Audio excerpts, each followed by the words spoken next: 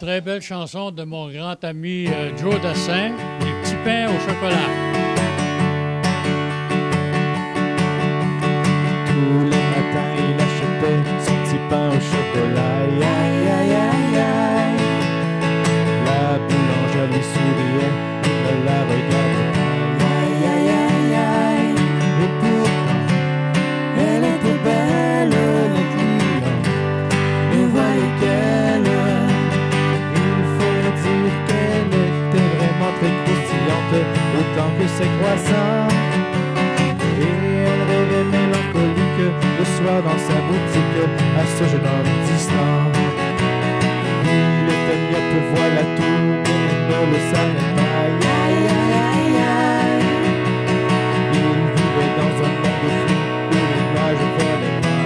Aïe, aïe, aïe, aïe. Il ne voyait pas qu'elle était belle, il ne savait pas qu'elle était celle que le destin lui envoyait à l'aveuglette pour faire son bonheur. Et la fille qui n'était pas bête acheta des lunettes à l'humour de son cœur.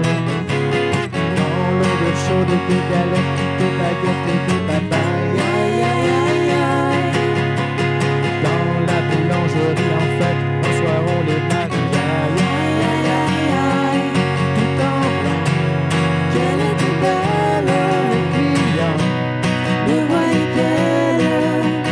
Et de leur union sonnaient des petits tas de gosses, myope comme papa.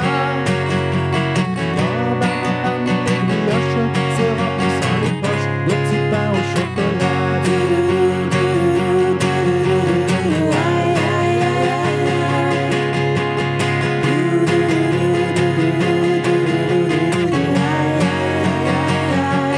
Et pourtant, elle était belle,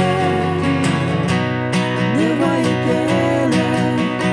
Et quand on y pense, la vie est très bien faite, il suffit de si peu. Une simple paire de lunettes pour accrocher des êtres et pour qu'ils soient heureux. Aïe, aïe, aïe, aïe, aïe.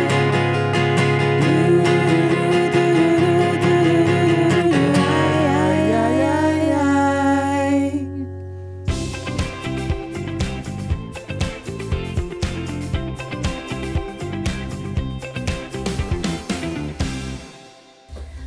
Alors, bonjour tout le monde! Aujourd'hui, comme activité de stimulation cognitive, je vous invite à sortir de votre zone de confort, d'essayer des nouvelles activités. Alors, il n'est jamais trop tôt ni trop tard pour essayer quelque chose de nouveau. Ça pourrait être par exemple apprendre une nouvelle langue ou un instrument de musique. L'idée, c'est vraiment d'exercer votre esprit en variant les loisirs, vos activités selon vos intérêts et vos capacités. Alors, aujourd'hui, je vais vous inviter à vous initier à la pratique de la pleine conscience. Alors, c'est vraiment d'apprendre à observer sa respiration et de se recentrer dans le moment présent.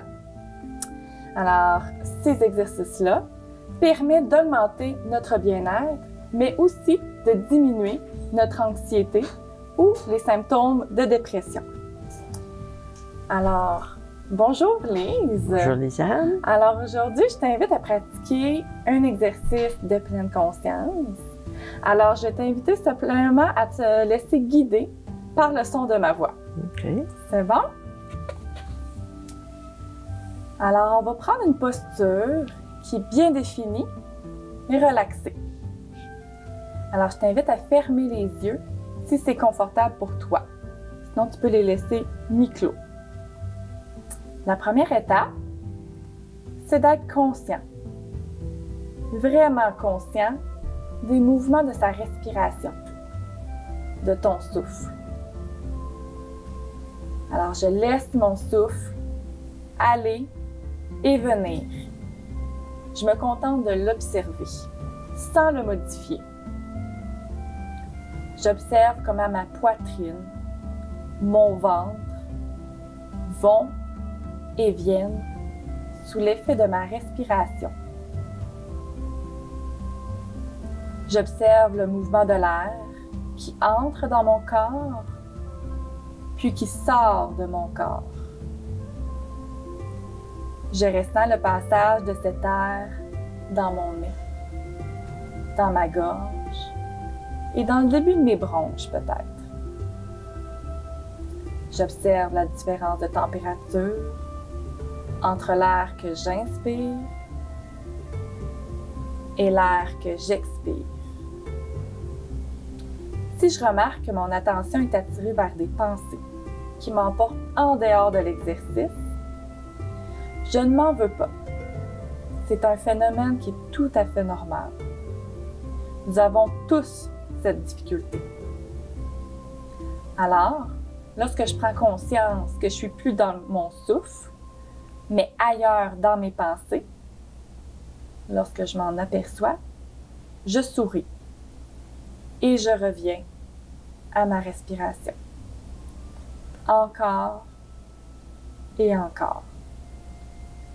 Au travers de tous ces allers-retours entre mes pensées et mon souffle, je suis exactement au cœur de la pratique, de la pleine conscience. Alors doucement, lorsque tu seras prête, tu pourras rouvrir les yeux et revenir ici. Alors comment tu trouves cette courte exercice? C'est sûr que j'avais des pensées. Exactement. Mais là, il faut revenir à notre intérieur. Exactement. Puis idéalement, c'est de pratiquer cet exercice-là qui nous aide à s'apaiser, à calmer notre esprit à chaque jour, idéalement pendant au moins 5 minutes. Donc, dès que vous avez un petit moment entre deux activités, je vous encourage à vraiment vous poser, à revenir dans l'instant présent, dans votre respiration. Avoir des projets comme ça, essayer des nouvelles expériences, c'est une façon de prendre plaisir à ces activités-là et aussi de travailler nos capacités intellectuelles et cognitives. Donc voilà, merci Lise de t'être prêtée au jeu. Ça m'a fait plaisir d'être avec toi avant midi. Ah, merci beaucoup. Au revoir.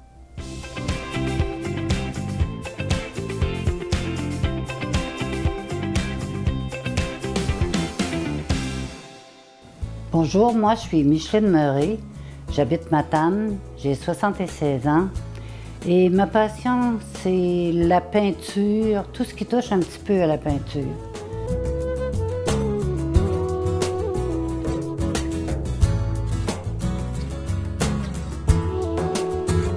Depuis longtemps, ça m'intéressait, mais j'avais 4 enfants, j'avais pas le temps, je travaillais, mon mari était malade. Fait que finalement, j'avais laissé ça en suspens. Puis quand mon mari est décédé en 90, j'ai commencé un peu la peinture. Mais après, j'avais 3 adolescents à finir d'élever. Puis j'ai jamais continué. Mais quand j'ai été à ma retraite à 65 ans, là, j'ai commencé à prendre des cours, à faire de la peinture. Puis depuis ce temps-là, j'aime ça, je continue.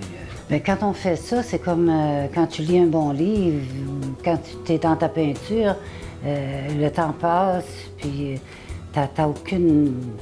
Tout ce que tu penses, tout ce que tu vois, c'est tes couleurs, ta peinture, ce que tu fais, puis c'est agréable d'être un petit peu dans notre bulle. Ça nous fait entrer dans notre bulle.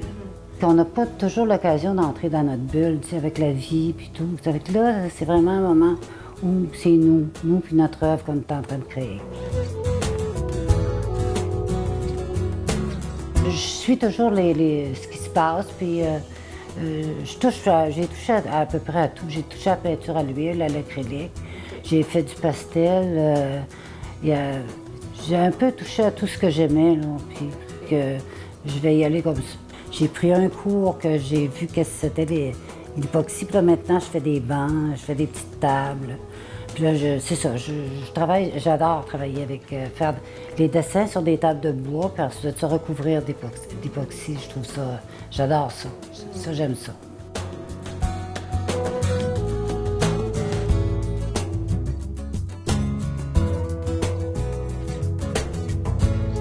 Sur la rivière, chez nous, on a une roche que Moi, ça faisait 70 ans que j'étais là, puis cette roche-là était là. On allait nager, on traversait la rivière pour aller à la roche. Mes enfants, mes petits-enfants, mes neveux, nièces, tout le monde ont été plongés sur cette roche-là. Là, je suis en train de la faire pour laisser un souvenir. Je suis en train de faire le coin là, de la roche, avec la roche, puis que les enfants, ça fait plusieurs qui me demandent ça. Michel, tu devrais nous faire ça. Fait que là, je suis en train... Puis là, c'est ça que je vais faire, reproduire toutes des choses qu'on a connues, là, des souvenirs ouais, c'est ça. Ça, je m'attaque à ça. Je vais prendre une photo, puis après ça, je m'en vais avec ça. Je fais des cadeaux personnalisés pour mes petits-enfants. Là, je suis en train de commencer à créer un petit coussin de lecture, par exemple, avec les photos de ma petite fille de différents âges. Puis je finis ça en époxy, ça fait qu'elle a ça dans son lit, pour sa tablette, puis c'est une fille qui lit beaucoup, ça fait qu'avec ses livres, puis elle a 13 ans, elle adore ça. Puis ensuite, quand les enfants veulent quelque chose, bien, je leur prépare une peinture. Bon, OK, là, j'aurais besoin de... Mon fils, lui, à un moment donné, il voulait avoir des épaves, c'est que j'ai fait un épave, puis je lui ai donné ça, un bateau, un voilier, puis une épave, c'est ça qu'il voulait avoir. Mais quand les enfants ont besoin des choses, ils me le disent, puis j'ai beaucoup de choses que je leur ai données à date, là.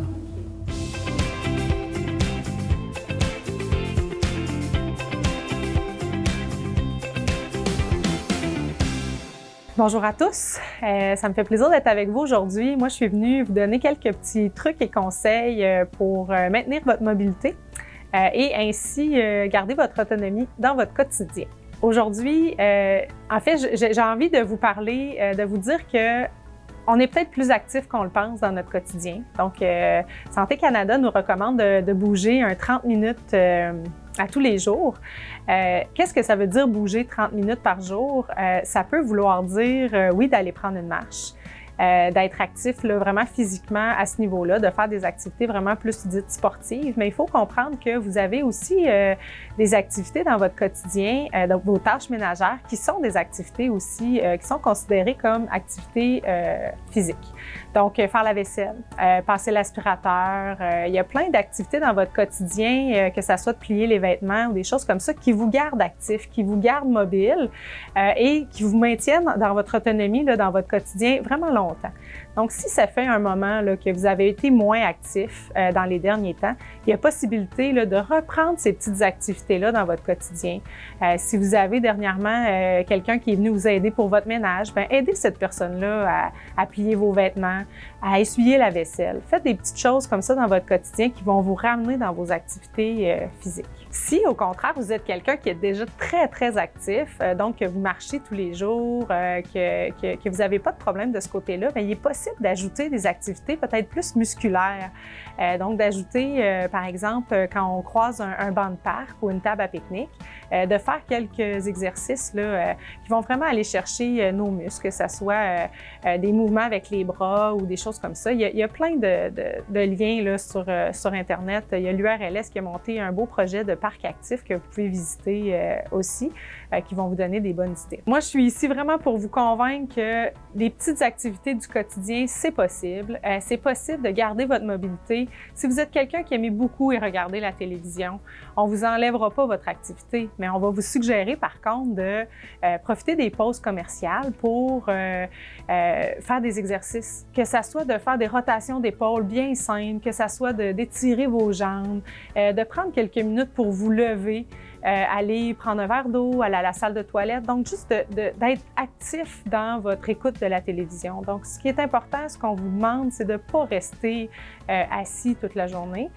puis de tranquillement vous remettre en mouvement si c'était quelque chose qui était difficile pour vous. Bouger, sortir dehors à tous les jours, c'est quelque chose qui nous permet de se sentir mieux, d'être fiers de nous. Donc, faites-le. Trouvez-vous une activité que vous aimez. Ajoutez de la musique. Appelez un ami pour qu'il vienne avec vous prendre une petite marche, puis fractionnez votre 30 minutes. Hein, le 30 minutes, il fait peur, mais faites 3 fois 10 minutes. Faites un petit 20 minutes, un 10 minutes dans l'après-midi. Donc, amusez-vous avec ça, mais moi, tout ce que j'ai à vous dire aujourd'hui, c'est prenez le temps de bouger, puis soyez fiers de vous.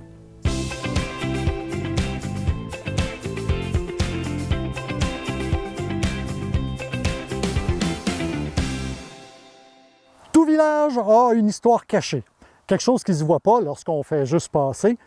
une sorte d'élément fondateur, quelque chose de déclencheur, une trace qui est restée. C'est d'un moment comme celui-là dont je veux vous parler aujourd'hui parce qu'il arrive que l'histoire se laisse un peu découvrir, qu'un sursaut de mémoire se laisse raconter. Mais bien sûr, ça n'arrive pas sans laisser des trous que je vais devoir remplir, bien entendu, avec un peu de créativité pour donner de la crédibilité à l'imaginaire. On est à Sainte-Adelme ici, qui a été fondée par des colons qui étaient installés à Sainte-Félicité et tranquillement, on est venu défricher les terres. Ce qui est remarquable avec Sainte-Adelme, c'est que pendant une période de 40 ans à peu près, de 1905 jusqu'à 1947, on va dénombrer et recenser une quinzaine de moulins à scie qui vont servir à couper le bois du secteur. Fait qu'on en a bûché du bois dans le secteur de Sainte-Adelme. Et particulièrement, un gars qui, lui, va avoir bûché, scié, puis pas pour rien. Il était établi quelque part près entre Saint-Jean-de-Cherbourg et Sainte-Adelme. Ils avaient commencé à s'installer avec leur campement, puis à monter leur maison. Ils étaient parents d'une seule fille qu'ils avaient, et puis tout allait, somme toute, assez bien. Mais un jour, il y a un drame qui est arrivé. Pendant qu'il était en train de travailler sur sa maison, ben, sa petite fille, elle s'est perdue. Ils ont mené des recherches, des battues. Ils ont fait tout ce qu'ils ont pu pour essayer de retrouver la fille. Mais malheureusement, les recherches se sont avérées vaines. Et c'est la mort dans l'âme que l'homme a essayé de reprendre le fil de sa vie, mais ça s'est résumé à bûcher, scier, puis boire. Les années ont passé. La maison s'est construite. Et un soir, pendant qu'il était en train encore de boire, l'homme est en train de ruminer le drame. Et c'était le soir anniversaire justement de la disparition de sa fille. Et pendant sa beuverie, il y a soudain une planche qui est tombée. S'en va, il replace la planche, la recloue en place, et ça reste de même. Un peu plus tard dans la nuit, hop, la planche retombe. Il dit, coudonc, je travaille pas si mal que ça. Il cloue la planche. Après ça, c'est 2 planches qui tombent. Ah ben là, ça n'a pas de bon sens, là. Il ramasse les planches, il les accote sur le mur pour pouvoir réparer encore. Puis il constate quelque chose d'étrange. Il met les 2 planches ensemble. Et ça forme un motif. Puis dans ce motif-là, il a l'impression de voir une main avec un bracelet. Mais ce bracelet-là lui dit quelque chose. Il dit, ça ressemble au bracelet que j'ai déjà offert à ma fille. Fait que, il pogne un délire. Il s'en va, commence à arracher une planche par-ci, puis une planche par-là. Puis sa femme qui le voit passer avec les planches. Puis ça continue de même pendant un bout de temps. Il arrache des planches, change des planches de place, puis là, sa femme, elle le voyait un peu médusée. Elle a fini par s'en plaindre parce que là, les souris et les courants d'air commençaient à passer dans la maison. Fait qu'elle va le voir, elle dit, là, mon homme, elle dit, qu'est-ce qui se passe? C'est quoi ta folie? T'as trop bu ou quoi? T'es en train de redémolir la maison? Il dit, non, non, non, non. Il dit, viens voir. Fait qu'il l'emmène dans la grange, puis il constate que dans le dessin, le grain du bois, on voit apparaître une scène où on voit la jeune fille, là, dans un lieu qu'il semblait connaître. Puis il dit à sa femme, il dit, ben oui, je suis déjà allé chasser dans ce coin-là. Il dit, on va aller voir. Fait qu'il prépare les affaires, puis il monte là, comme s'il partait pour la chasse. Il est arrivé sur place. Il entend des voix. À un moment donné, il voit des enfants sortir. Puis là, ben, hey, qu'est-ce que c'est ça? Puis une grande femme qui arrive en parlant une langue qui est le Micmac. Fait que là, ben, il essaie d'échanger, il se rend compte, puis il voit au poignet de cette femme-là le fameux petit bracelet. Fait qu'il lui demande où c'est qu'elle a trouvé ça.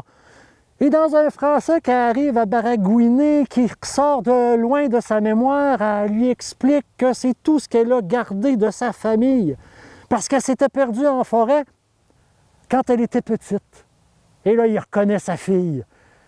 Et ce qui s'était passé, c'est qu'après, elle s'était fait recueillir par une communauté Micmac qui passait dans le coin en chassant. Ils lui ont sauvé la vie, ils ne savaient pas trop, et ils l'ont élevé. Puis ils l'ont fait grandir, puis elle a fini par se marier avec un beau grand Micmac, puis ils ont eu une famille. Fait que les retrouvailles étaient vraiment chaleureuses. On a retrouvé notre fille, on a trouvé des petits-enfants, et elle les a présentés, ses parents, à la communauté qui lui a sauvé la vie et qui l'a accueilli pendant toutes ces années. Et ils ont vu bien du bonheur. Tellement de bonheur qu'ils ont fini par abandonner leur maison, qui n'avait plus de planches, puis ils sont partis prendre leur retraite avec la communauté Micmac. Puis là, la communauté a fini par lui apprendre que la forêt, ben, elle savait tout.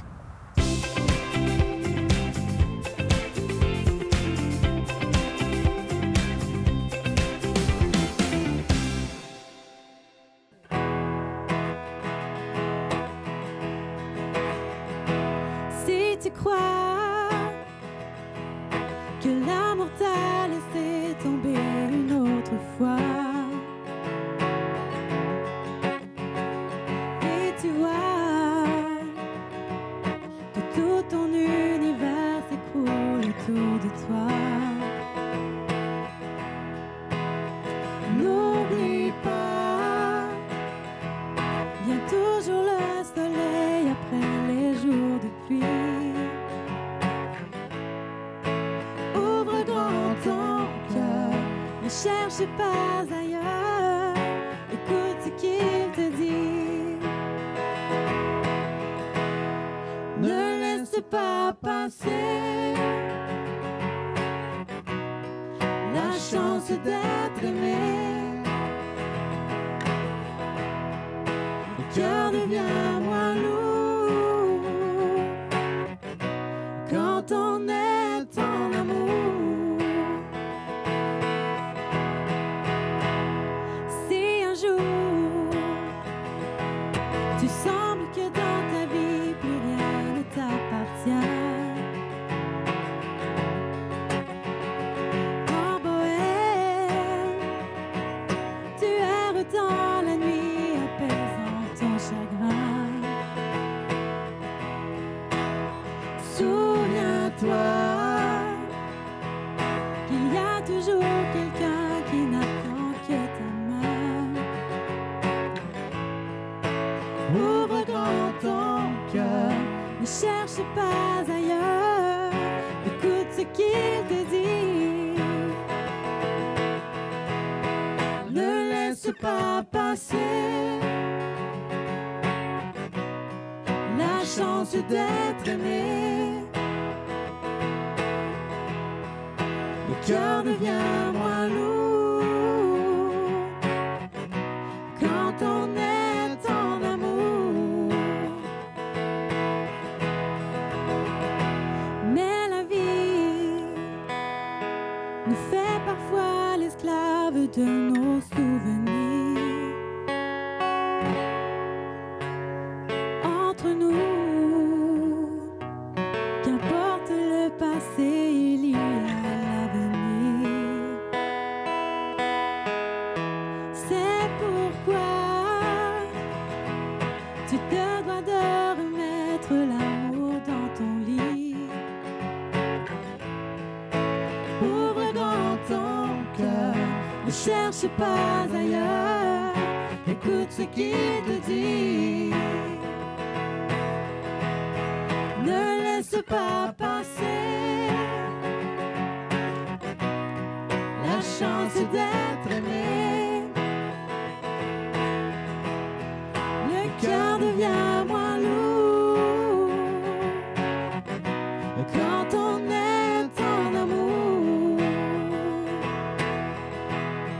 Ne laisse pas passer la chance d'être aimé. Le cœur devient moins lourd quand on est en amour.